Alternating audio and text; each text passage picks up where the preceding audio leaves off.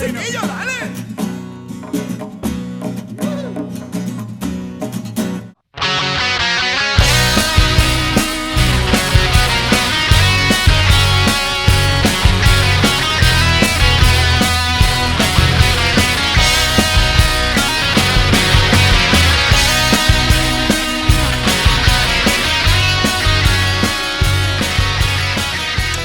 Hola, ¿qué tal? Muy buenas tardes. Regresa El Puente en esta tercera temporada. Volvemos con el programa que nos encanta porque nos reencuentra con personas de Manzanares que viven lejos de nuestras fronteras.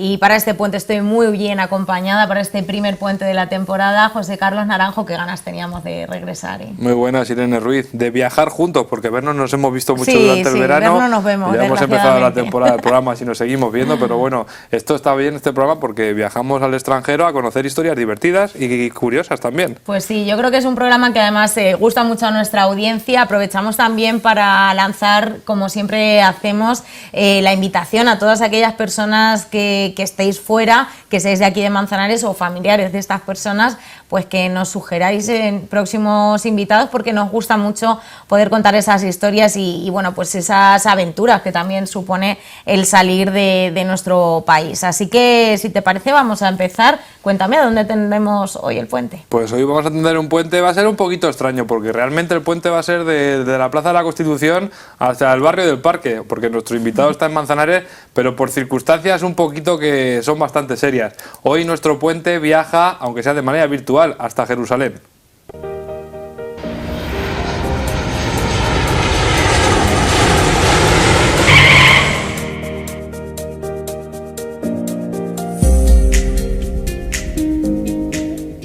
Pues ahí está, nos vamos a ir hacia un lugar que lamentablemente está siendo noticia por motivos no demasiado buenos, pero ahí en Israel, en Jerusalén, en la ciudad de Jerusalén, vivía nuestro protagonista, que es Alejandro Rincón, más conocido también por Pi. Pi, ¿cómo estás? Muy bien, por aquí estamos de vuelta a Manzanares, temporalmente, espero, por lo menos. Y bien, contento de estar en casa y de estar aquí con vosotros. Sí, porque estas mini vacaciones, entre comillas, en casa no te las esperabas tú, ¿eh? No, ni yo ni nadie, la verdad. Ha sido todo muy de improviso y tristemente bastante serio, pero bueno, hay que ver el lado positivo, luego a casa unos días, ver amigos, ver a familia y eso, y estar aquí. Todas las circunstancias, Irene, vamos a hacer un puente un poquito especial, ¿no? Vamos a empezar hablando del final que solemos hacer. Sí, normalmente comenzamos desde Manzanares, ahora volveremos aquí al punto de partida, pero sí que queremos, bueno, pues por la actualidad, que es lo que manda en estos momentos, preguntarte lo primero, Alejandro, cuál es tu papel, qué es lo que estabas haciendo tú allí en Jerusalén, qué te llevó hasta allí y bueno, qué es lo que te ha hecho también volver, esperemos que no por mucho tiempo, aquí a Manzanares. Sí, pues yo soy ingeniero, me gradué en Ciudad Real, trabajo en una compañía de tecnología de transporte que hace proyectos alrededor del mundo orientado a infraestructuras de coches, trenes, tranvías.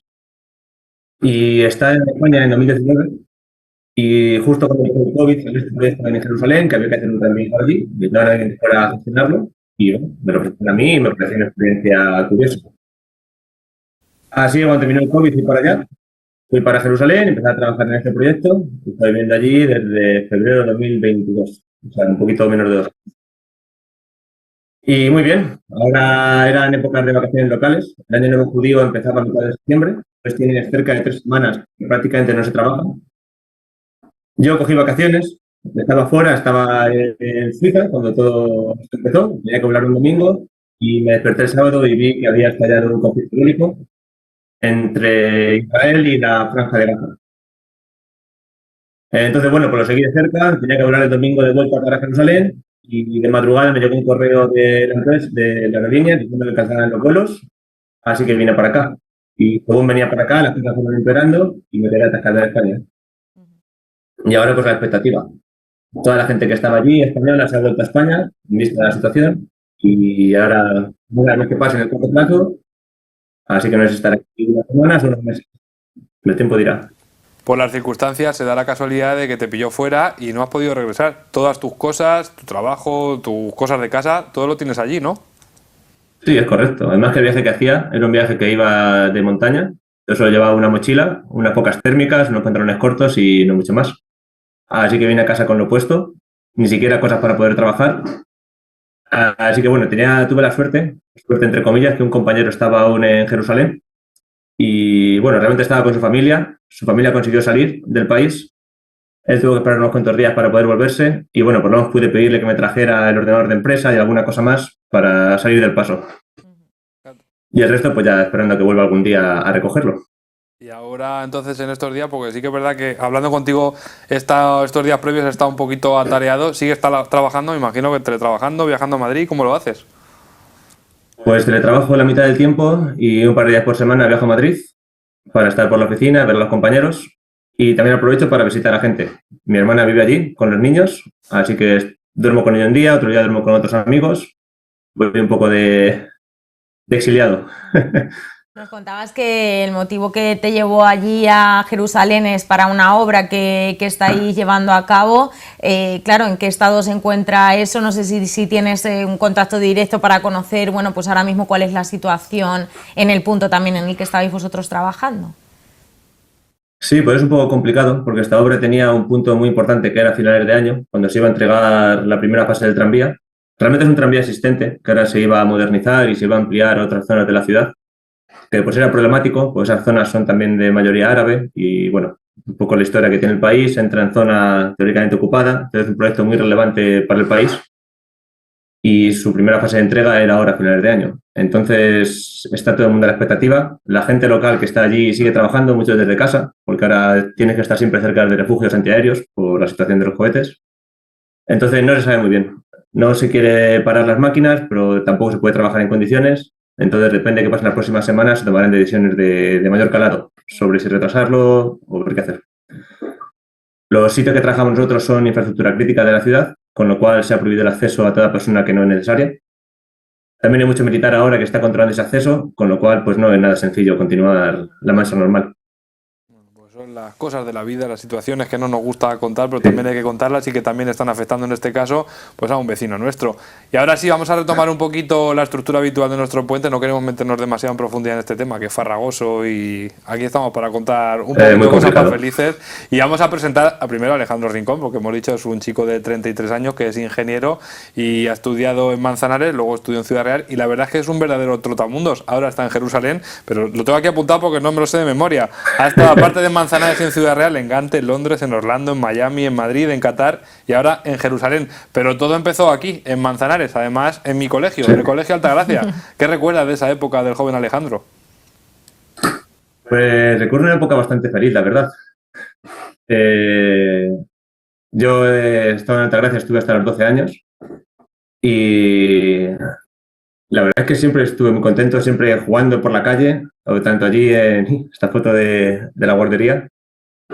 Siempre jugando en el colegio, allí en las canicas en la parte trasera del patio, nos íbamos a la plaza del Gran Teatro con un balón y sin quedar con nadie, pues entonces no había medios para quedar, con lo cual ibas a encontrarte gente y a jugar. Y muy bien, muy buenos amigos, que muchos han continuado hasta el día de hoy. Empezando, bueno, por tu hermano, por Arturo, que somos amigos íntimos desde que en esa foto estábamos en la guardería. Y bien, muy bien. Recuerdo los últimos años de colegio, que fue cuando Altagracia se remodeló. A día de hoy el colegio es bastante distinto de cómo era antes del 2002. Te recuerdo que pasamos un par de años que solo podíamos jugar en una parte pequeñita del colegio, que era la de adelante, en la que hacían todas las horas por detrás. Y teníamos que ser muy imaginativos para poder jugar allí, porque no hay espacio para hacer mucho, ni para correr casi. Con lo grande que era el colegio, pero muy bien, la verdad, muy buena pequeño, época. Digo que con lo grande que era el colegio y con las obras se quedó en un tamaño muy reducido, pero claro, el pedazo de colegio que hay ahora, eso lo sufriste, pero luego no lo disfrutaste. No, sufrí el ruido, sufrí las obras, y sí, ahora solo la parte frontal, la que tenían del edificio antiguo hacia adelante, porque a esos edificios también se quitaron, si no recuerdo mal. Así que no queda prácticamente nada. Pero bueno, al final con imaginación y con buenas ganas, nos lo pasábamos bien también, tampoco que fuera un drama.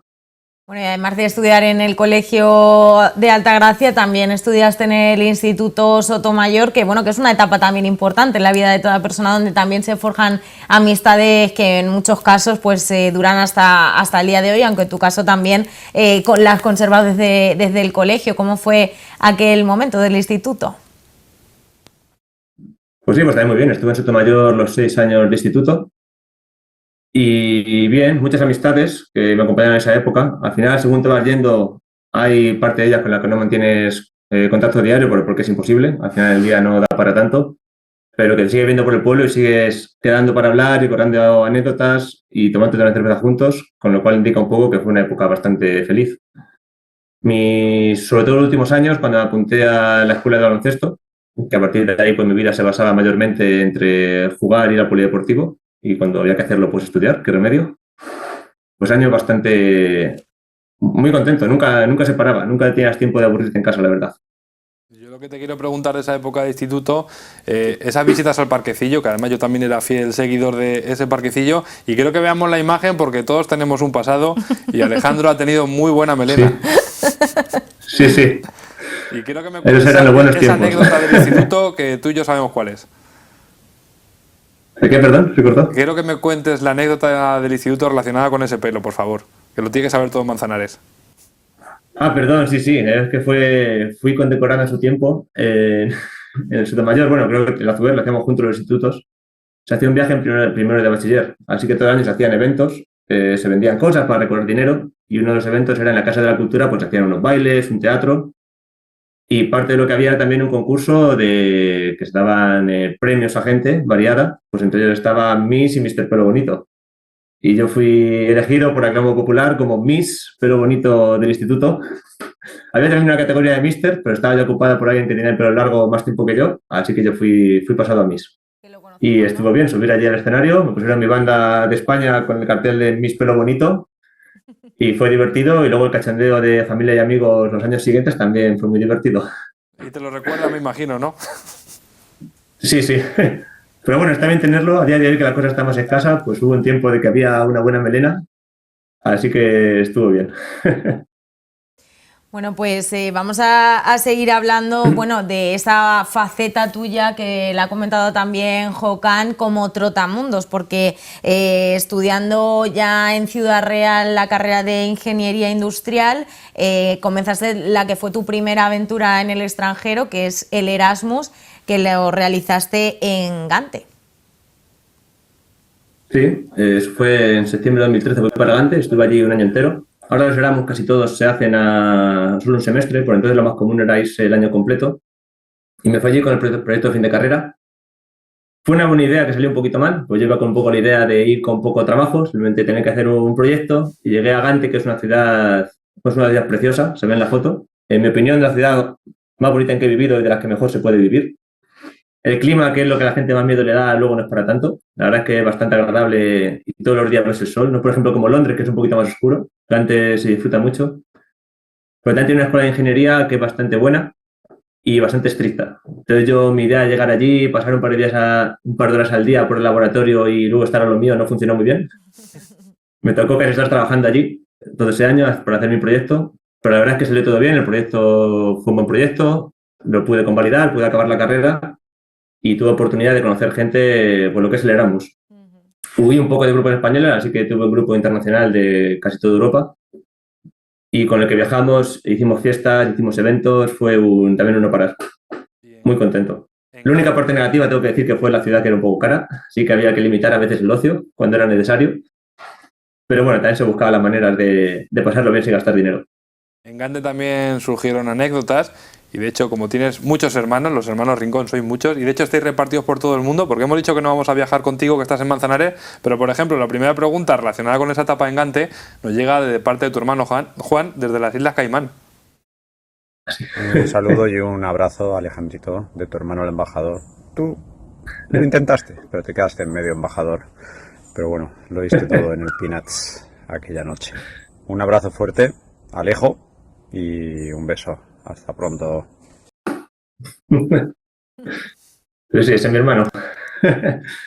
Cuéntanos qué pasó. Sí, tiene el cachondeo de lo de embajador, porque él también estuvo de Erasmus en Lyon y tuvo un curso de embajador de la France y bueno, y me gusta mucho el cachondeo familiar con eso. Yo intenté lo mismo en Gante, había otro curso de embajador, tenías que ir una vez a la semana y dabas unas clases, hacías eventos, un poco para conocer la cultura y poder transmitirla al mundo.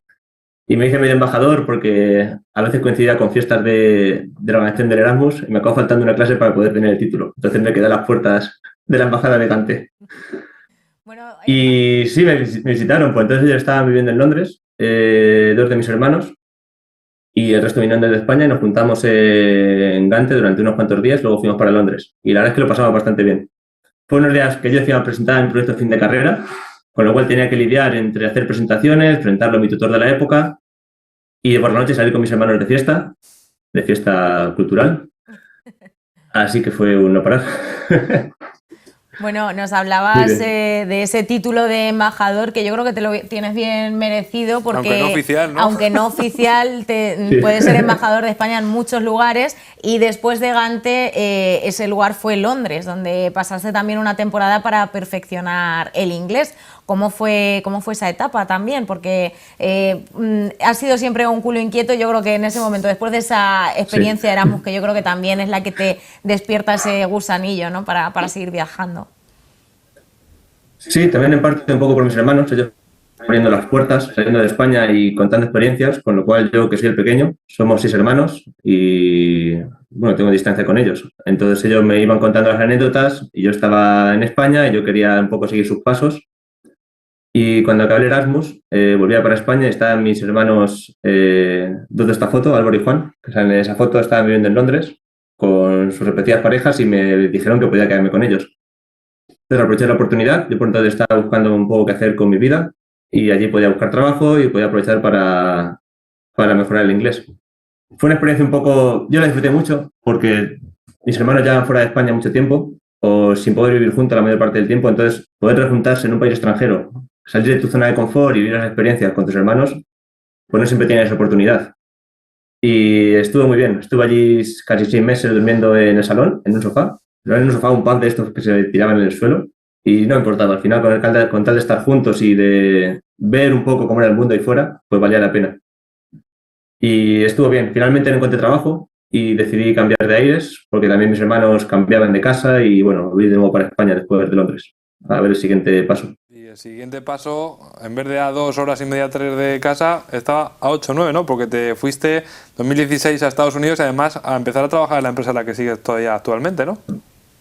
Sí, correcto. Estuve en Manzanares cerca de un año y es un poco la incertidumbre, creo que le pasa a todo el mundo cuando acabas la carrera, que no sabes qué quieres hacer, todo te gusta y todo te deja de gustar, con lo cual yo tenía solo claro que quería estar fuera.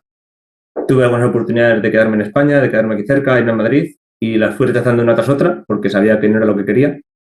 Y un día de la nada me llamaron de InfoJobs diciendo que tenía un trabajo para mí y cuando me metí a buscar qué trabajo podía ser, vi que era un ingeniero para Estados Unidos. Y dije, ah, pues mira, esto sí que me encaja muy bien en lo que yo busco.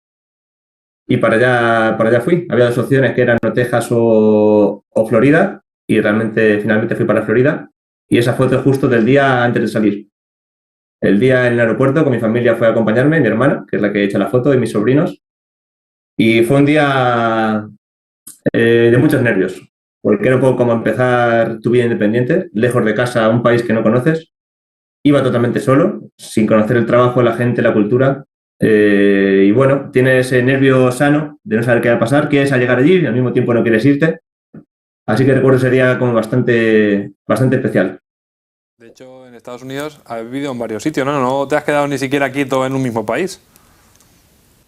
Me estuve en Orlando el primer año, más o menos, y un poquito menos de un año, la verdad, y después me bajé para Miami. Esto un poco ya también entré en el ritmo de mi compañía. Mi compañía es una compañía española, pero tiene proyectos por muchos sitios y tiene mucha gente joven que pues un poco se mueve en función de las necesidades. Y yo llegué a Orlando, empecé allí, cogí un poquito de rodaje, hice mi vida allí, hice mis amigos. Cuando ya empezaba a estar con una estabilidad, con una rutina, pues me llamó mi jefe de la época y me dijo que cómo veía pasar por Miami un tiempo. Así que ese tiempo se acabó convirtiendo en 2 años. Bajé unas cuantas veces de Orlando para allá, conocí a la gente y ya me dijeron que si quería cambiar de trabajo y empezar un proyecto allí. Y para allí fui. Y allí, de hecho, en Miami hay varias anécdotas y de hecho va a haber varias apariciones. La primera nos llega desde Hawái, en este caso, tu hermano Álvaro y tu cuñada Fati. Sí, madre mía. Alex, un abrazo enorme desde Hawái. Yo creo que para la entrevista sería muy importante que contaras cuándo fue tu mudanza de Orlando a Miami y tuviste que vivir en el coche. ¿Qué tal?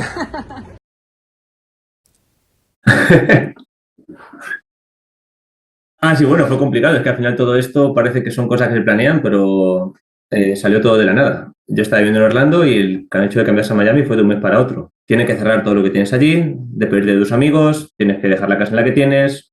La compañía sí que me ayudó a tener un piso en Miami, con lo cual tenía al principio lo tenía hecho.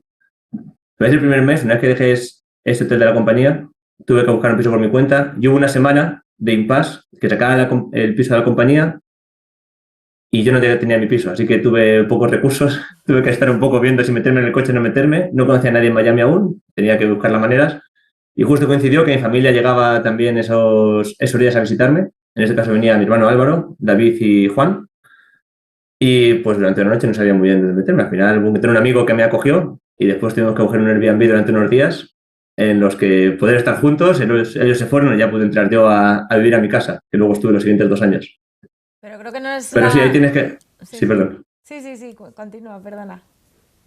No digo que al final cuando llegas a ese punto tienes que tener un poco la mente abierta y no importarte. Si tienes que dormir un día, pues no es raso, al final siempre puedes encontrar algún sitio. Pero por ahí también Miami es una ciudad muy cara, yo acabo de llegar allí, tenía poco dinero, así que pues bueno, asume la situación y dices, mira, no pasa nada, busco donde puedo. Si paso una noche mala, pues paso una noche mala y ya está. Bueno, yo creo que esos recursos, esa capacidad de encontrar esos recursos también te la da, ¿no? El viajar tanto y el moverte tanto por el mundo. Pero creo que no es la única anécdota que hay de Miami y no te voy a preguntar yo por ella. Creo que hay quien te la va a preguntar mejor que yo. ¡Hola, tío Alex! ¿Qué te Hola, pasó chiquitines. en Miami? ¡Que hubo un huracán! ¿En dónde te escondiste? ¡Adiós! Bueno, ¿quién son? Mira. Cuéntanos. Son los hijos de mi hermana Carolina, son Carlos, Inés y Ana, que están en Madrid. Son con los que estuve la semana pasada visitándoles, aprovechando que estaba aquí. Bueno, y sobre esa anécdota que tienes que contarnos. Bueno, pues fue una experiencia bastante única, la verdad. Ahí está la foto. Esa foto está justo tomada como unas 3 o 4 horas antes del huracán. Yo vivía muy cerquita de la playa, en una zona de evacuación obligatoria, pero era un poco peligroso también irse por las carreteras, por lo que pudiera pasar, así que nos quedamos allí. Hicimos realmente un refugio, porque ahí está mi hermano y mi cuñada que estaban saliendo de Cuba huyendo del huracán y se quedaron en Miami atascados, así que les acogimos en casa. Y el resto son amigos que vivían en casas menos protegidas del huracán, así que nos metimos todos juntos en la mía. Y esta foto se tomó unas 3, 4, 5 horas antes de que llegara el huracán, que salimos al parque de enfrente a ver cómo el mar saltaba, cómo el viento, las nubes, todo. Y bajamos una cometa y también a volarla. Nos pareció una buena idea. No recuerdo el por qué, pero estuvo bien. Y la verdad que fue una pedazo de experiencia. Dentro de la parte mala, es un evento destructivo que causó muchos problemas, mucho daño económico, no muchas muertes porque es un país muy preparado para esto. Sí causó muchos problemas en todo lo que es Centroamérica y las Antillas. Miami como tal fue mayormente un problema económico, pero no saben muy bien qué hacer. Son eventos que tú ves en la televisión, parecen siempre fuera de tu mundo y un huracán es una cosa que se ve más de una semana antes que va a llegar y se empieza a prever. No saben muy bien la gravedad que pueda tener, pero sí te lo anuncian. Hay decretos del gobierno de estado de alarma, hacen que la gente se vaya de sus casas. Ya te digo, nosotros estábamos en zona de evacuación obligatoria, entonces casi todo el mundo se fue. Y se crea una tensión en las calles en la ciudad que no te esperas. La gente va por gasolina, hace colas de horas y horas solo para cogerla, la gente compra comida, compra linternas, el agua se vacía de todos sitios, con lo que ves gente peleándose por botellas de agua. Y tú eres el extranjero que está allí, que nunca ha vivido ninguno y lo relativizas, dices, ¿qué mal puede ser esto? Al final estoy en una casa ante huracanes, esto pasará y ya está.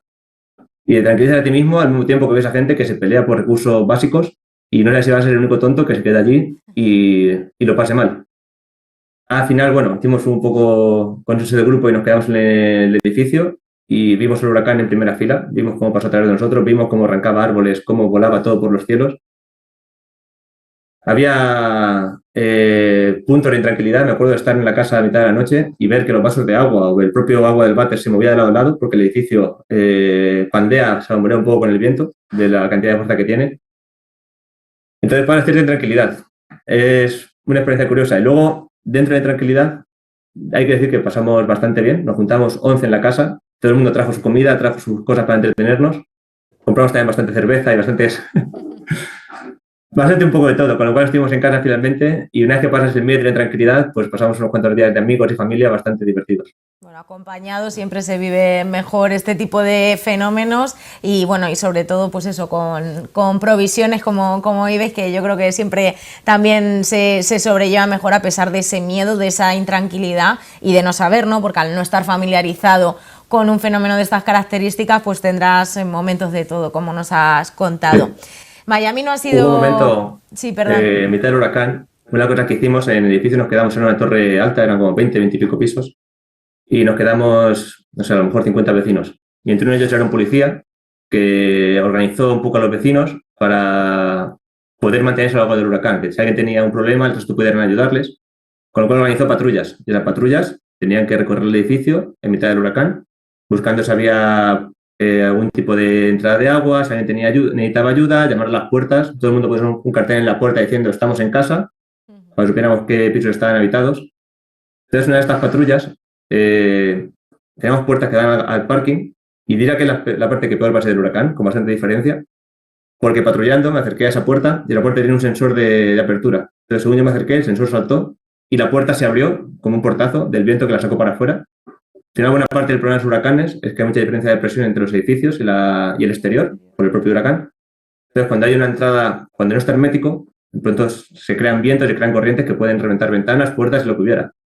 Entonces, al saltar el sensor, se abrió esta puerta, golpeó contra la parte de fuera, y tenemos que ver qué hacer, pues no podemos dejarla abierta porque era un problema para todo el edificio. Entonces, me acuerdo, tenía que acercarme, cerrar la puerta con toda mi fuerza, intentar luchar un poco contra el viento, y una vez que se cerraba, el problema es que el sensor aún te veía, con lo cual no podías irte. Entonces, con la sensación de estar agarrado a una puerta cerrándola, sin saber qué hacer, digo, en cuanto a suerte, esto vuelve a abrirse, esto va peor, de tener que cerrarla y muy despacito ir pegado a la pared, paso a paso, huyendo de la puerta, hasta conseguir salir de allí sin que me detectara el sensor y poder volver al estado normal. Es la vez que peor pasé del huracán con mucha diferencia, porque tienes un momento de que no sabes qué hacer. Te me veo aquí las siguientes 10 horas agarrando la puerta hasta que esto pase. Esto lo está contando y nos estamos riendo, pero yo estoy Sí, pasando pero- miedo, No, ¿eh? no, desde luego. O sea, que no te pase. O sea, eso es así. Yo me quiero ir de Miami ya. ¿Dónde vamos? Siguiente destino, Pues, Alejandro. pues siguiente destino Qatar, ¿no? Bueno, después de Madrid, de unos 6 meses en Madrid, siguiente destino Qatar, Sí. porque lo de quedarse en España a Alejandro no le gusta. ¿Cómo fue aquello? Tengo que decir que esta vez no fue casi cosa mía, me salió de la nada. Yo estaba en la oficina de Madrid, sí, me fui de Miami y vine para España a estar, pues no sabía cuánto, venía a cambiar, quería volver a casa y seguí en la misma compañía, seguí trabajando desde Madrid en temas internacionales. Y un día me llamó mi jefe a la oficina, me dijo que había un tema en Qatar, que había que ir allí una semanita a echar una mano. Dije, bueno, está bien la experiencia, ¿por qué no? Entonces me compré el vuelo, fui para allá y a la vuelta de la semana me dijo si podía extenderlo un poquito más y fui extendiendo, hasta al final fueron 6 meses viviendo en Qatar. 6 meses viviendo allí en un hotel, ni siquiera llegué a buscarme casa porque era siempre algo temporal, pero que se va extendiendo sin die. Bueno, y supongo que allí habría también, notarías ese contraste cultural, ¿no? De haber estado en Estados Unidos, bueno, previamente en varios sitios de Europa, después Estados Unidos, ahora Qatar. Al final, bueno, pues ese choque supongo que lo notaste también, a pesar de que, bueno, pues de esos lujos que están al margen de la realidad de esos países muchas veces. Sí, el choque cultural es enorme. Era la primera vez que vivía en un país que no fuera de cultura occidental. Al final, Estados Unidos, Europa, compartimos muchos valores. Puede cambiar entre países, cambiar la forma de ser, cambiar las tradiciones, pero la forma de ser de la gente se asemeja mucho. Qatar es muy distinto. Qatar está en el Medio Oriente. Hay varios países por allí. Qatar, junto con Arabia Saudí, son los países que tienen una cultura islámica más estricta, una población un poco más diferente. Qatar, por ejemplo, son un poquito menos de 3 millones de habitantes, de los que solo el 10% es gente catarí, gente local. Luego hay una parte muy importante de gente que son trabajadores que vienen del sudeste asiático. Entonces llegas a un sitio tan distinto, que se mezclan cultura, forma de ser, tipos de vida distintos que hay allí. Estás en mitad del desierto realmente, es el Golfo Pérsico. El Golfo Pérsico tiene una pequeña islita que es Qatar, es una península, que une con un segmento de tierra contra Arabia Saudí. Y es todo desierto, y todo lo que han creado de allí lo han creado de la nada, y ya es una zona que es de puro rascacielos, de puro lujo, y cuando andas un poquito más allá es una zona de casas mucho más antiguas, casas más pequeñitas de hormigón, solo para los trabajadores. Entonces te sorprende mucho, cuesta más habituarse a eso. Al final la vida que haces allí es una vida que hace mayormente con gente expatriada, que suele ser también de más edad de lo que era yo. La gente allí suele tener más 40, 45 años, todo entonces tenía 29 años. Entonces costó cierto esfuerzo habituarse a ese estilo de vida, pero la experiencia pues fue bastante completa, porque al final ves las cosas desde dentro. Al final la televisión o la prensa te da una cara, poder llegar allí y verlo tú con tus propios ojos, pues aportó mucho. No, eso te iba a preguntar, porque de Qatar sí que hemos hablado mucho, sobre todo a raíz del Mundial de Fútbol que se celebró a finales del año pasado, y pudimos conocer un poquito esa cara, tanto la del lujo como la menos oculta, que es la que la gente quiso poner un poquito el énfasis, pero me imagino que viéndolo por la tele o desde la distancia no es tanto como estar allí in situ. Hombre, es distinto, estar in situ, lo ves en primera persona. Qatar es un país, dentro de Medio Oriente hay países que tienen distintas políticas, distintas formas de población, de cómo la población vive. Qatar, digamos que para mí no es de las mejores, sin entrar mucho al tema, es una población donde muchísima gente viene fuera y se dedica a trabajar. Ahí yo trabajaba 6 días a la semana, trabajaba de sábado a jueves, solo descansaba los viernes. Y es difícil, la gente allí, pues mucha gente local solo se va de vacaciones una vez al año, se va un mes a su país, luego vuelve y bueno, es una vida que no es fácil para mucha gente la que está allí. Yo cuando estuve no puedo quejarme, estuve en un hotel que era bueno, quitando que trabajaba mucho y no tuve ningún problema. Y yo ibas a de los eventos sociales más típicos allí, son los brunch, que se van los viernes, te vas a hoteles, entonces tienes un brunch que son bastante caros, y vas allí, pones música en vivo, tienes champán, tienes ostras, cordero, todo lo que puedas querer. Y luego te vas a una azotea, a un piso 45, a tomar allí unas copas y bailar, con lo cual pues es una vida que tiene sus atractivos. Pero no es una vida que mucha de la gente local pueda compartir, con lo cual para mí se ha hecho un poco difícil el día a día allí. Y llegó el COVID, ¿no? También no podía viajar, no podía viajar porque Qatar tiene una situación política también de enemistad con países de alrededor, temas un poco geopolíticos, con lo cual también para mí era complicado. Por ejemplo, una visita que hice a Bahrein. Bahrein es la isla más pequeña que Qatar, que está justo al norte. Para poder llegar allí tuve que viajar a Oman hacer escala y luego volver a pasar por encima de mi casa en Qatar para llegar a Bahrein. Para recorrer unos 150 o 200 kilómetros en línea recta, pues tuve que estar unas 4 o 5 horas. Es un entorno bastante peculiar. Y como decíamos, estuviste 6 meses en Qatar porque de repente llegó el COVID y dio al traste con todo. Bueno, totalmente, y también algo de la nada. Yo cuando estaba allí aún, había muchas teorías sobre que era algo de Estados Unidos, que habían mandado a Irán, que era algo de China. Había cosas muy raras. Y me acuerdo de ir al aeropuerto y en el aeropuerto encontrar gente con la mascarilla, te medían la temperatura y digo, esta gente está loca, esta gente, ¿qué le pasa? Esto era como el 5 o 6 de marzo. Y llegué a España y una semana después estábamos en España en estado de alerta y bueno, todo el mundo metido en casa. Con lo cual fue de la nada y tuve suerte, porque gente que se queda allí tuvo que estar bastante meses en Qatar, prohibieron la entrada y salida del país y tuvieron que quedarse allí. Con lo cual tuve bastante fortuna de que me fui justo antes, una semana de margen. Y veíamos la fotografía en pantalla de un tren, pero eso fue durante el COVID, ¿no? Y eso en otra parte del mundo, en Filipinas. Eso fue en Filipinas, sí. Eso fue una cosa un poco que salió entre medias, que empecé a apoyar un proyecto que está en Filipinas y tuve que ir para allá, no en plena época del COVID, cuando ya empezaba a viajarse, pero cuando estaba todo prohibido ir para allá. Allí era un país muy estricto con el COVID. Es más, el presidente daba autoridad a la policía local de poder incluso disparar a la gente si no seguía las medidas anti-COVID, con lo cual daba cierto reparo ir para allá. Y yo tenía que ir a acabar un proyecto. Era igual un tranvía, había un sistema de radio que había que poner en marcha, tenía que acercarme para allá. Así que hubo que hacer un requerimiento al gobierno de Filipinas, diciendo el por qué tenía que ir para allá, por qué era tan urgente, mandar cartas, etcétera. Y finalmente conseguí ir cuando aún estaba el COVID, con lo cual me tocó llegar allí. Todo el proceso era muy difícil. Viajar por esa época era muy complicado. Solo para poder entrar a un país, el certificado europeo no valía, tenías que ir a una casilla de vacunación para meterte las vacunas del COVID en el carnet internacional. Llegabas allí y te fumigaban a la entrada de los aeropuertos. Y estuve allí un poco más de 10 días, estuve por allí, acabando este proyecto. Bueno, y eso que ves allí es el tranvía del tren ligero de Filipinas, que eran las pruebas nocturnas. Teníamos que salir de noche a dar unas vueltas por allí y lo llenaban de rosas de hormigón. Me parece una foto bastante curiosa desde el punto de vista de trabajo. Y bueno, me dedicaba a trabajar allí. Estuve bien, estuve en Manila, pude bucear un poco, con lo cual pude sacar provecho de esa experiencia. Para mí, personalmente, dentro del punto de vista laboral, fue un buen hito, con lo cual estoy bastante contento de tener la oportunidad, dentro de los problemas, de ir para allá. Justo eso te iba a preguntar, si tuviste ocasión de poder disfrutar, aunque fuera un poquito del país, ya nos has contado que así fue.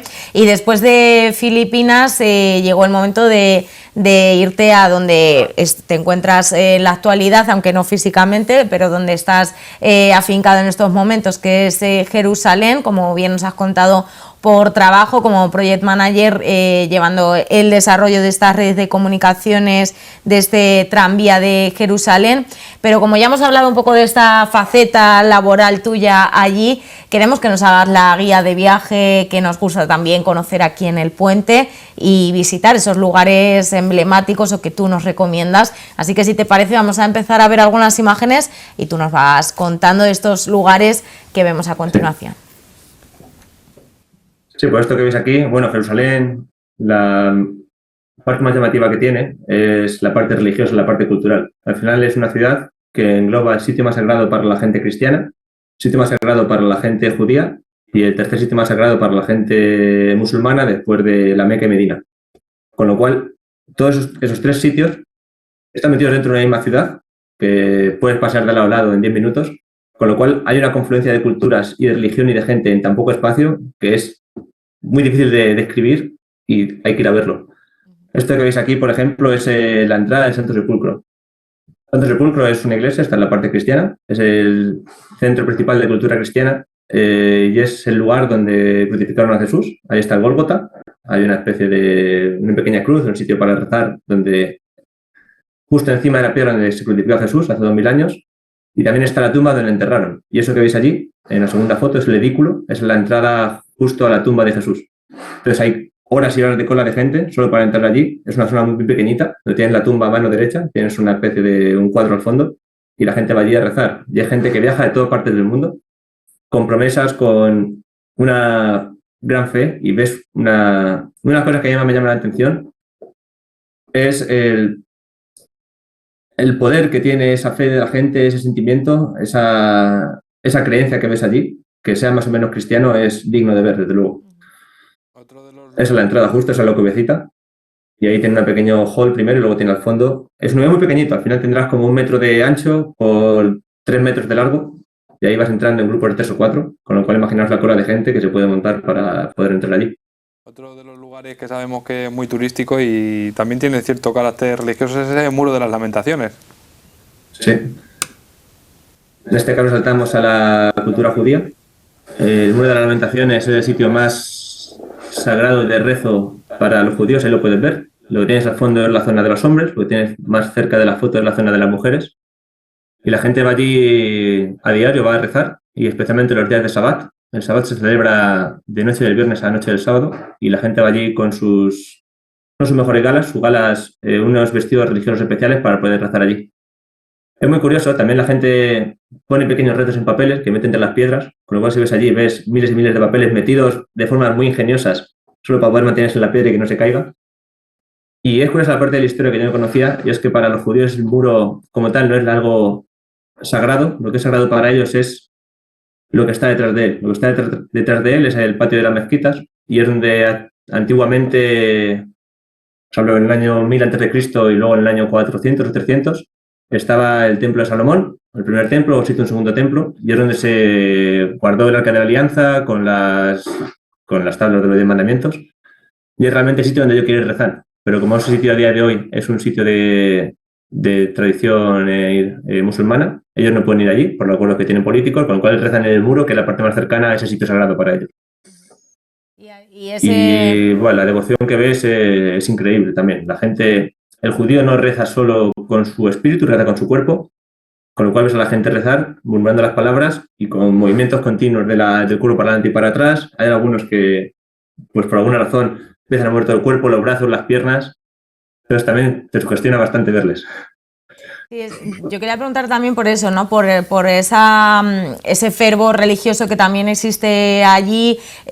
También los judíos ortodoxos veíamos esa separación, los hombres en un lado, las mujeres en otro. Quizá no estamos tan familiarizados aquí a ese, podríamos decir, un poco fundamentalismo en muchos casos religioso. Eso también imagino que ese choque cultural será impactante, ¿no? De ver, ¿no? Sí, bastantes. Israel, la mayor parte de la población de Israel es judía, no sé si un 60-70%, y la mayor parte de la gente de creencias judías es muy difícil de distinguir de gente de Europa. La mayor parte de ellos, pues, tienen una educación parecida a la nuestra, su vida día a día, su rutina.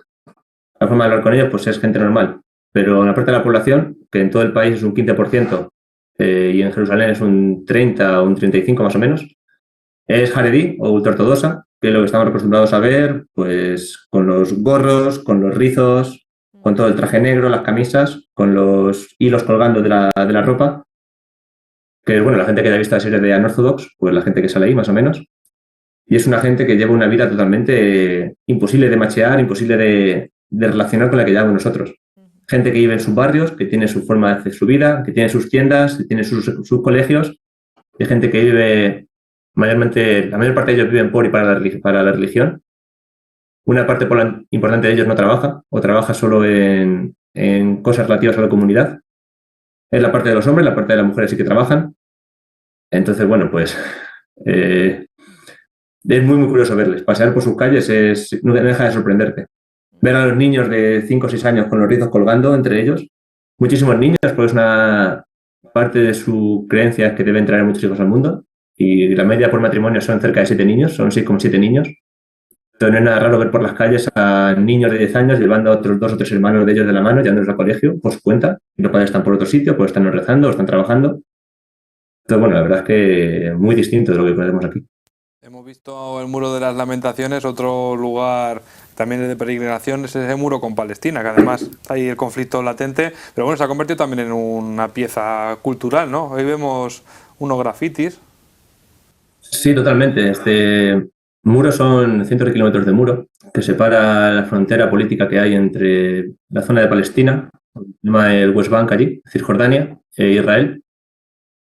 La mayor parte del muro no está muy decorado, es simplemente un muro que se guarda por el ejército israelita, pero la zona que está cerca de Belén, Belén, donde nació Jesús, está a unos 6-7 kilómetros del centro de Jerusalén, pero está ya en terreno cisjordano, en terreno palestino.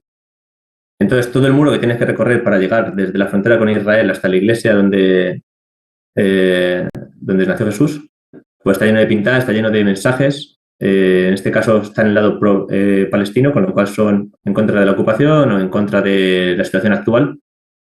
Y hay esos pintadas muchas veces te dan un poco a ver las distintas opiniones o distintas formas de ver la situación. Por ejemplo, la primera foto me parecía muy, muy llamativa, porque la carta original de las paredes están hechas para escalarlas, walls are made for climbing. Alguien puso después que están hechas para bombardearlas, cambió las primeras letras por están hechas para bombardear esas paredes, luego alguien puso un símbolo de la paz, otro puso liberar a Palestina. ¿Ves? Es muy interesante verlo, porque te ayuda a entender un poquito el conflicto que hay y la situación que vive la gente allí. Sí, a veces las paredes hablan, ¿no? y cuentan las historias que se viven a su alrededor. Yo creo que eso también, ¿no? El arte urbano es una de las funciones que tiene, ¿no? Que es que de alguna manera nos cuenta y nos habla del contexto en el que se encuentran situados, ¿no? Sí, cómo la gente encuentra una vía de escape en el arte para expresar sus opiniones, sus ideas, que no siempre son fáciles de expresar en un entorno social. Allí están también muy famosos los grafitis de Banksy. Banksy estuvo allí, que es el artista este anónimo, que está por internet, y hizo unos cuantos grafitis y la gente peregrina solo para verlos. Pero dentro de que son los más famosos, a mí me parece muy curioso ver lo que le hace la gente local. Porque no siempre es tan fácil expresar tus ideas en un entorno allí tan complicado y con tantos puntos de vista distintos. Eso te da una muestra de lo que hay. También te cuenta pequeñas historias, tienen muchos pequeños grafitis que son historias de gente, lo que le pasó a ellos ahora o en la antigüedad. Muy recomendable, si se visita. Vamos a seguir conociendo Jerusalén de la mano de Alejandro y en este caso vamos a la cúpula de la roca. Tenemos también un par de imágenes para verla, cuéntanos. Sí, esta es la explanada de las mezquitas, es todo el entorno que veis alrededor, toda esa plaza. Esto ya hemos pasado a la zona de tradición musulmana. Esto es, cuando veis conflictos en televisión muchas veces se pasan en esta plaza, porque el muro de lamentaciones es uno de los muros que dan esta plaza, y esta plaza es toda entera de cultura árabe. Toda la gente va para allá, va a diario también a rezar.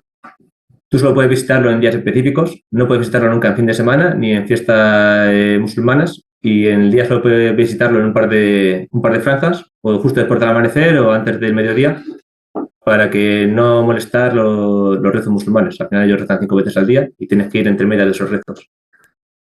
Este sitio es importante para ellos porque se supone que es donde Mahoma ascendió a los cielos. Mahoma estaba viviendo en Medina, si no recuerdo mal, y voló en un caballo alado hasta este punto, ató su caballo en el muro de lamentaciones, subió a la cúpula y desde esa roca que se ve en mitad ascendió a los cielos.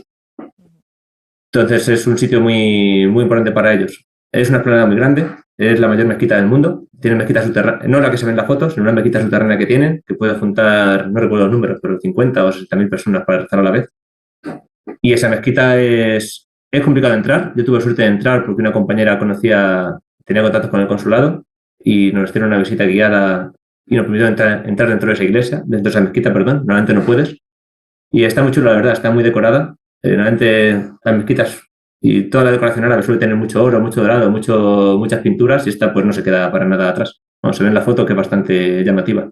Y hablando de choques culturales, quiero comentar también un vídeo que nos ha mandado desde allí, desde Jerusalén, de la zona ultraortodoxa, de una de estas cosas que te puedes encontrar por la calle.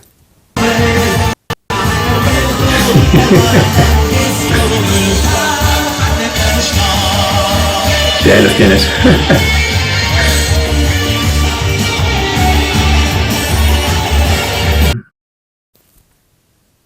Pues sí, ahí les tienes en pleno fulgor, a los ultraortodoxos. Yo tengo que decir que llevo más de año y medio viviendo allí, cerca de 2 años, y me sigo sorprendiendo de cosas que ves por las calles. Solo paseando vale la pena porque puedes ver algo que no te esperas antes. Ves gente que es tan seria, tan recta, con sus trajes, sus negros, sus gorros, que prácticamente no hablan contigo porque llevan su mundo aparte y tienen festividades, se ponen a bailar, se ponen a bailar de forma estrambótica, te dan un abrazo y se juntan contigo, cuando otro día igual ni te mirarían. Y este día estábamos en casa, mi casa está justo al borde del barrio ultraortodoxo y desde la ventana vimos que había una especie de fiesta y bajamos a ver qué podía ser. Entonces llegamos allí, no entendíamos nada, era mucha gente ultraortodoxa por la calle, saltando, bailando, agarrándose. Había una especie de disco móvil enfrente poniendo la música que se escucha y detrás había una pequeña carrocita con una copa, parecía pues como la copa de la Champions que se ve en la tele, fue muy similar. No sabíamos qué estaba pasando allí, nos metimos en el grupo, la gente nos abrazó, nos pusimos a bailar con ellos.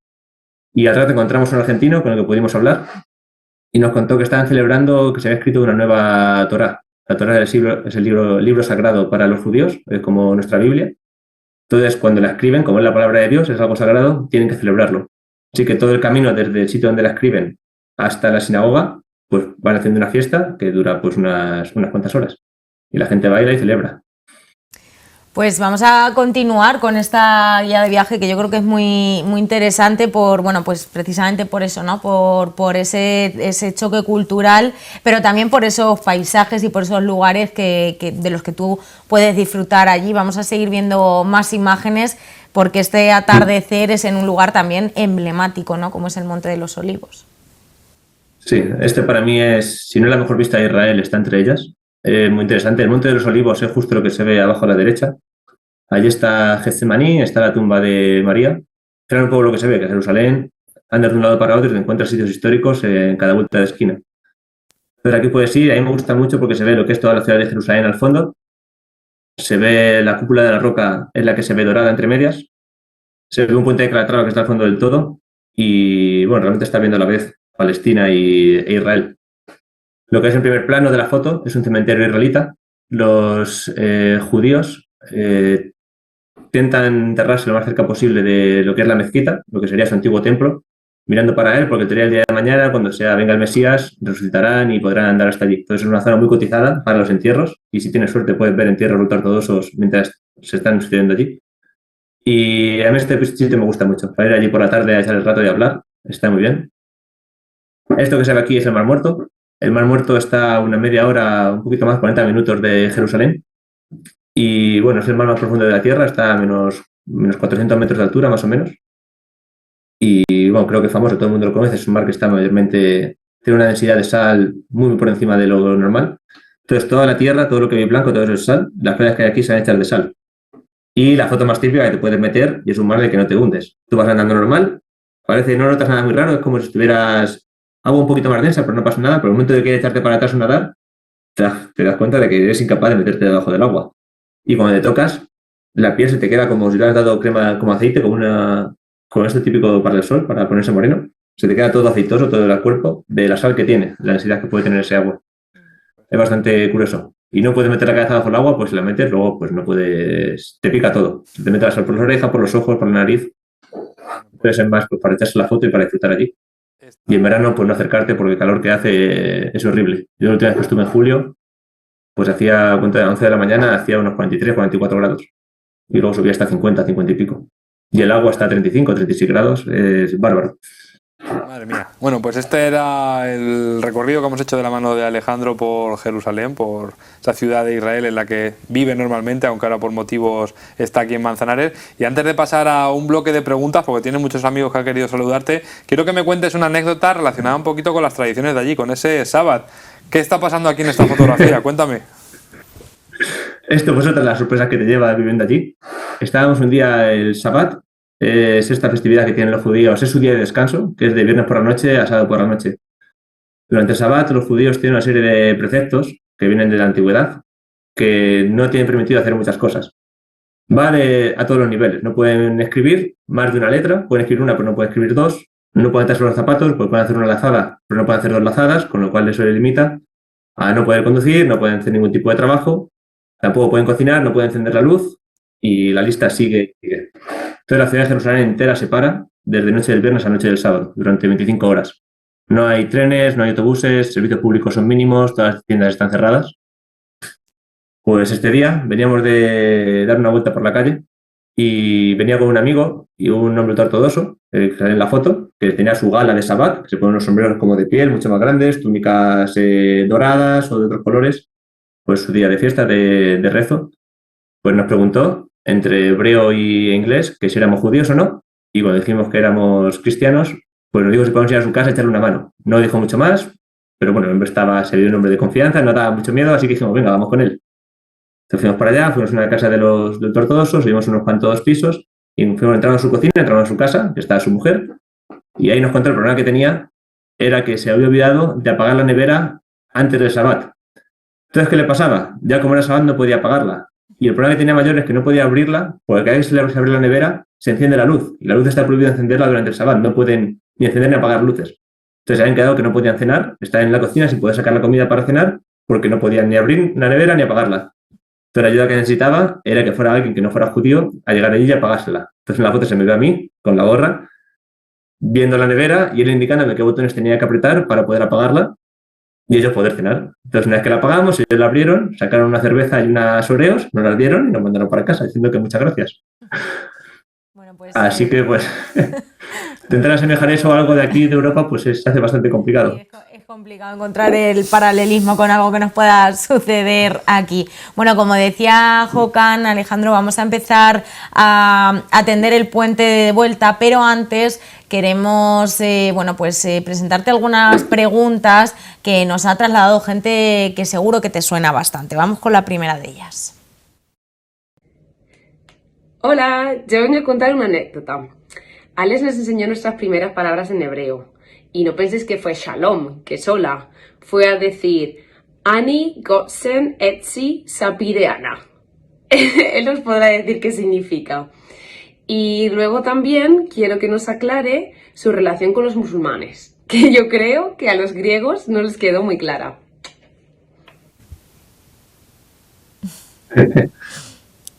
Vale, sé por dónde van los tiros. Esta es una amiga mía, es Paloma, es una compañera de la residencia. Coincidimos en Ciudad Real y bueno, hemos tenido una relación muy estrecha a lo largo del tiempo. Y lo primero es un poco el cachondeo porque estoy aprendiendo hebreo, con lo cual tampoco es nada no muy común. Tampoco es lo que yo esperaba hacer en mi vida, pero bueno, ya que estás allí, es muy complicado vivir en el país sin saber algo de hebreo porque todo está en hebreo y usan un alfabeto que es distinto del nuestro, con lo cual no te enteras de nada. No puedes ni leer ni escuchar. Así que bueno, pues cuando un poco tenía mi vida ya más hecha en Jerusalén, empecé a aprender. Ella lo que dice, Ani Gotze Hetzi Sapira, está diciendo que quiero media cerveza, media sapira, y se lo enseñé cuando fueron a visitarme allí, pues yo no estaba, así que pudieran pedirlo en los bares. Y lo siguiente se lo conté hace poco tiempo, pasó hace un mes y medio, estaba en Grecia de vacaciones, y Israel es muy estricto para todo lo que sea inmigración o relación con el mundo árabe. Entonces estaba a punto de embarcar mi vuelo desde Atenas hasta Tel Aviv y empezaron a llamar en la cola de embarque, Alejandro Rincón Fernández, Alejandro Rincón Fernández. Yo, pues soy yo, ¿qué algo pasará? Llegaron allí, nos hicieron una parte, llegaron gente de seguridad de la aerolínea y del aeropuerto y empezaron a preguntarme. La razón era que mi pasaporte tiene bastantes sellos de Jordania por visitarlo, tiene sellos de Egipto también por visitarlo y tiene sellos de Indonesia, que es el país con mayor población árabe del mundo, tiene unos 180 millones. Entonces, les saltaban las alarmas de que yo pudiera ser una persona con relaciones políticas no interesantes para ellos. Entonces me estuvieron preguntando pues casi media hora en el aeropuerto para ver si yo les daba una respuesta que no era la correcta y eran preguntas además a pillarte. Era una pregunta, te la hacían de una manera distinta. Cuando vas a tu casa allí, ¿qué ves? ¿Sabes la calle donde compras? ¿Con quién hablas? ¿Quién conoces? ¿Gente local? ¿Gente extranjera? Y finalmente me llevaron a una sala distinta, me abrieron todo el equipaje, me volvieron a preguntar unas cuantas cosas y ya a los 3 cuartos de hora me dejaron entrar al avión de nuevo y volver de vuelta a casa. Pues la verdad es que tienes historias, yo creo que para escribir un libro, también te digo, y no me quería ver en tu piel en ese momento en el aeropuerto, porque si ya de por sí esos controles muchas veces, aunque no tengamos nada que ocultar, ya nos dan miedo, pues imagínate en este caso. Vamos a seguir con más preguntas y con más caras conocidas, con un amigo, podemos decir, también de la televisión y amigo tuyo, porque los viajes nos dejan muchísimas anécdotas y aquí va una que nos la traslada otro gran amigo tuyo. Hola Pi, ¿qué tal? ¿Cómo estás? Bueno, yo voy a ser bastante breve, porque imagino que mucha gente te ha preguntado por Israel, por Tierra Santa y demás. Así que yo te quería preguntar de hace muchos años atrás. ¿Nos podrías contar alguna anécdota de viajes que hemos hecho cuando fuimos a ver a Arturo de Erasmus en Polonia, en la discoteca, o cuando estuvimos en Punta Cana? Bueno, que la gente sepa lo que hacíamos y demás, ¿vale? Venga, un abrazo, Pi. Estas son un poco más a pillar, estas preguntas. Que se pueda contar en la tele, por favor. Bueno, sí, son viajes que hemos hecho de amigos, que suelen dar bastante de sí. A Polonia fuimos a ver a Arturo y creo que no he pasado más frío en mi vida. Estuvimos allá a menos 25 grados. Que yo me acuerdo aquí, justo hablando de Luisma, que el pobre iba siempre con la capucha metida. El último del grupo, diciendo que no se podía creer que habíamos pagado para hacer esto, para estar sufriendo tanto. La anécdota de Polonia supongo que estará recordando un día fuimos a una discoteca y no sé cómo salió la cosa de que nos dio había una discoteca de 2 pisos y nos dio por intentar atraer a la gente porque queríamos saltar estilo concierto. Entonces conseguimos convencer a la gente de la discoteca que se pusiera debajo nuestro, alzara las manos y poder saltar del segundo piso y que nos llevaran como si fuéramos una estrella de rock. Que estuvo bastante bien. Y de Punta Cana no sabría decir, hay bastantes cosas, pero no sé alguna para contar ahora. Bueno. Creo que con la de Polonia nos vale. Sí. En Punta Cana seguro que pasaron muchas cosas que no hay se que quedan en Punta Cana, yo creo, mejor. Y hablando de la persona que fuisteis a visitar a Polonia, que es mi señor hermano, que es muy amigo tuyo, y claro, Arturo ha tenido que estar aquí en el programa. Muy buenas, Pi. Bueno, espero que estés dando una muy buena entrevista, que tú tienes mucho que contar y además interesante. Bueno, yo te voy a hacer 2 preguntas. La primera, quería saber, o quería que nos contaras, ¿en qué país de los que has vivido, has trabajado, te ha costado más adaptarte a nivel laboral y por qué? Y la segunda, ya en positivo, ¿cuál de los países en los que has estado viviendo o has vivido has estado más cómodo y te verías en un futuro echando raíces? Bueno, un saludo y nos vemos pronto. Sí, vale. La primera pregunta de Arturo va mayormente por la experiencia en Qatar. Pues lo he comentado con él muchas veces. Él estudió viviendo en Emiratos y no al mismo tiempo que yo, pero no mucho antes tampoco. Y la experiencia de Arturo era bastante positiva de allí. Yo la mía de Qatar es un poco menos positiva. No me gusta mucho el estilo que lleva la ciudad, un poco lo que dejaba entrever antes. Es una ciudad que hay muchas clases sociales. Está la clase social del catarí, que está por encima de ti, también a nivel ley, tiene más derechos que tú. Luego está el expatriado, que en un segundo nivel tiene menos derechos sociales, pero bueno, ya es una vida bastante buena. La verdad es que, quitando que trabaja mucho, no te puedes quejar, pero luego hay una base de población enorme, pues en torno al 80% que viven para trabajar. Y con el tema del mundial se ve mucho lo que había en Qatar. La gente tiene derechos muy limitados. Hasta 2018 se les confiscaba el pasaporte al entrar al país y no tienen una vida nada fácil. Viven muchos de ellos en campos de viviendas donde viven juntos en la misma habitación, compartiendo baños entre 15 o 20 personas. Y yo no me sentía especialmente cómodo con eso, tengo que decir. teníamos mucha gente bajo nuestro cargo, nosotros teníamos un proyecto de mantenimiento de la ciudad, con lo cual había mucha gente que tenía que trabajar y en el día a día pues no se hacía fácil tener ese tipo de relación laboral, no que no sea igualitaria. Al final, el trabajo hay posiciones, pero todo el mundo son trabajadores y no partir de esa relación igualitaria pues se hace un poco difícil, al menos para mí personalmente. La segunda, ¿qué país viviría? Bueno, yo viviría en España. Poco a poco mi idea es ir volviendo para España y sentarme aquí en el corto medio plazo. Si tuviera que elegir otro, Estados Unidos estuve muy contento, la verdad. La vida que llevas allí está muy bien. Es una sociedad bastante moderna para casi todo y mis hermanos están por allí a día de hoy. Hay 3 de ellos que están al otro lado del Atlántico, con lo cual sería un sitio para vivir, pero si hablo a la hora de cultura o de ciudad, me quedaría con Bélgica. Me pareció una ciudad, aparte de que es preciosa, me pareció muy vivible, muy moderna para todo, la gente de mentalidad, de cercanía. Te sientes recogido desde el primer día. Así que si es ciudad fuera de España, diría Gante y Bélgica. Pues vamos a volver de vuelta ahora sí a Manzanares, a tender ese puente de nuevo a la localidad a la que te ha visto nacer, a la que te ha visto dar esos primeros pasos y crecer también, y donde también aquí, bueno, pues tienes esa parte que son las raíces y que vamos a ver esas raíces que aunque están dispersas ahora mismo por muchas partes del mundo, son estas, en esta fotografía de familia, Alejandro, que supongo que es al final lo que uno más echa de menos cuando está fuera, ¿no? Esa gran familia que es la tuya. Sí, pues sin ninguna duda. La parte familiar es la parte que más te pesa cuando estás viajando. Te pierden muchas cosas, hay cosas que no puedes estar ahí y hay cosas que querrías compartir contigo, compartir con la familia y yo no puedo estar contigo. Con lo cual diría que lo que más tienes que estar preparado cuando decides salir de España, y en mi caso de familia es bastante grande. Pues digo, somos 6 hermanos, mi hermana la mayor y luego 5 chicos. Yo soy el pequeño de todos ellos, con lo cual mis hermanos por la mayor parte tienen ya también hijos. Y aquí se ve, no toda mi familia, pero una buena parte de ella. Ahí se ven, somos 5 hermanos, falta que está en Los Ángeles, que no pudo ir esta Navidad. Esto es de esta Navidad en Ruidera. Y se ven 5 sobrinos y faltan otros 2, pues ya son 7.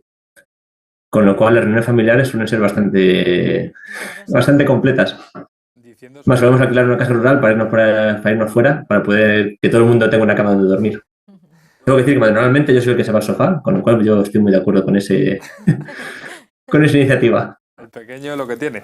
Que decíamos que has hablado de Manzanares, sí. Me acabas de confesar que es la tierra, o por lo menos España, a la que quieres volver, y justo ha salido el sol, que te vemos ahí ese rayo de sol. Eso es una señal, yo lo dejo ahí. Sí.